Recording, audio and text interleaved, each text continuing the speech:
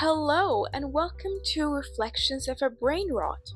Today, we are going to be exploring the topic of leadership and governance and how they shape the moral compass of a society. We're going to be looking at it through the lens of Kantian philosophy, focusing on universal moral laws, human dignity, and acting out of duty. I know it sounds a bit deep, but don't worry, we will keep it practical and engaging. First up, leadership grounded in ethics.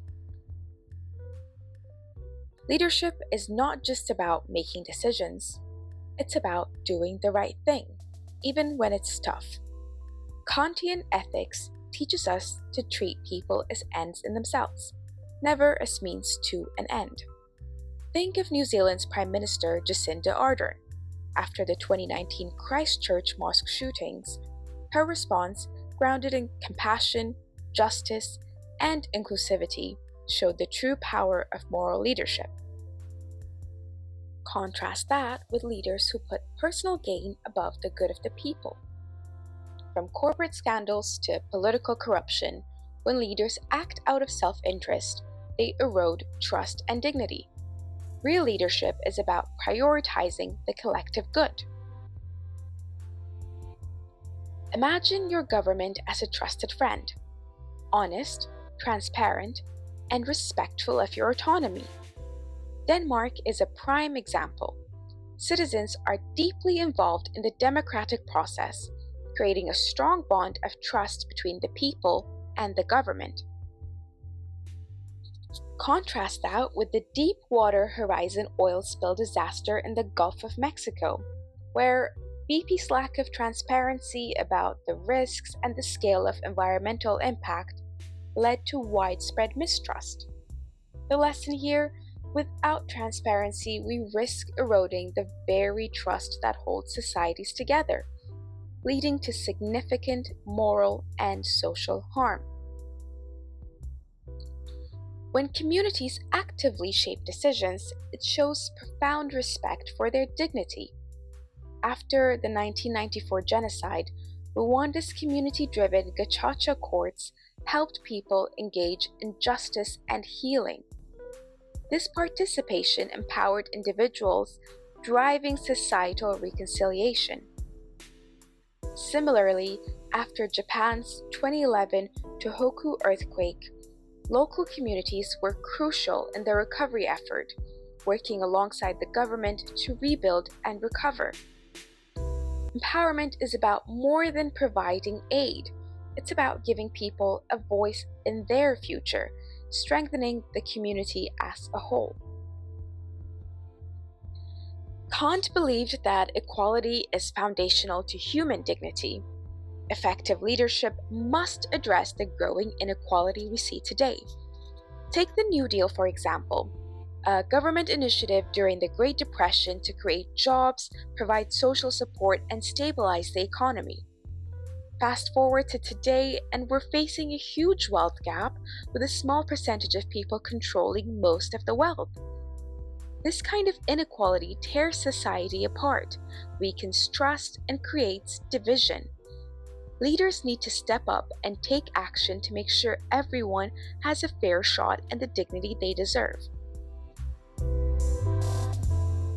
Education isn't just about learning facts.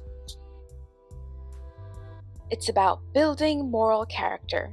Kant believed education helped individuals understand their moral duties. When we teach empathy, responsibility, and justice alongside knowledge, we prepare students to contribute to a just society. Consider the 19th century US public education movement, where reformers like Horace Mann believed education could promote equality and moral character. When education fails to teach values, we risk raising individuals who can navigate the world, but lack the foundation to make it better. Civil discourse is key to a moral society.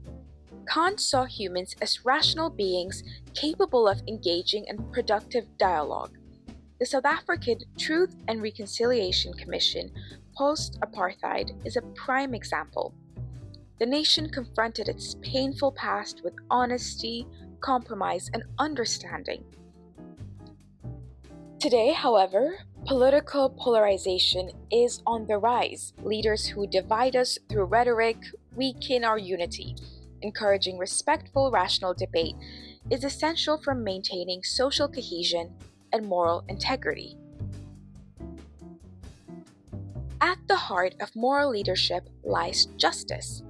Leaders must ensure laws are just and equitable. Look at the end of child labor laws in the 19th century, which were born from a moral outcry against exploitation. Reformers and lawmakers demanded protections for children, ensuring their right to a safe childhood. Upholding justice isn't just about enforcing laws, it's about evolving them to reflect dignity and protect the vulnerable.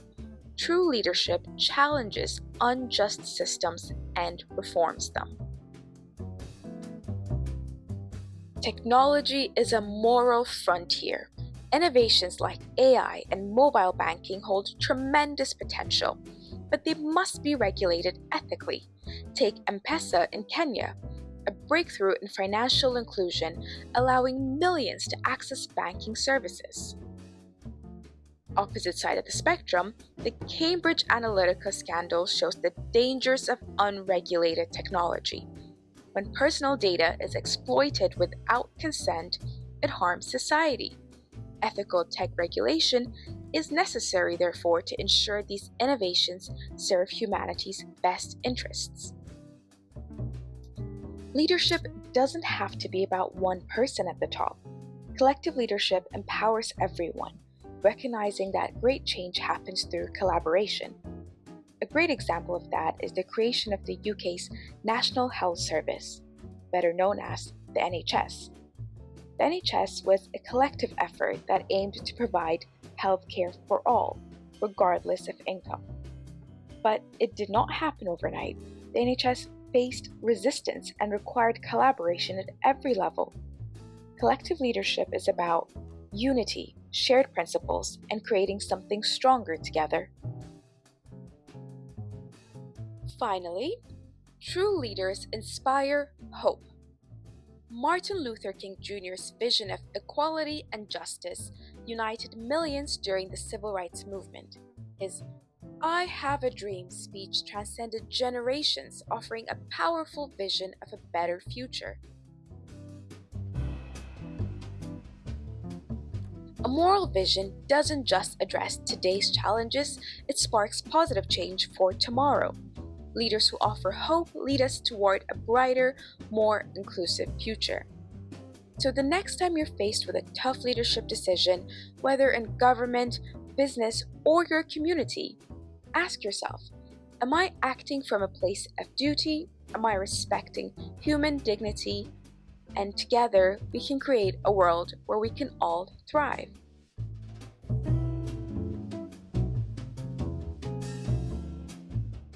Thanks for watching, and if you've enjoyed this, please don't forget to like and subscribe.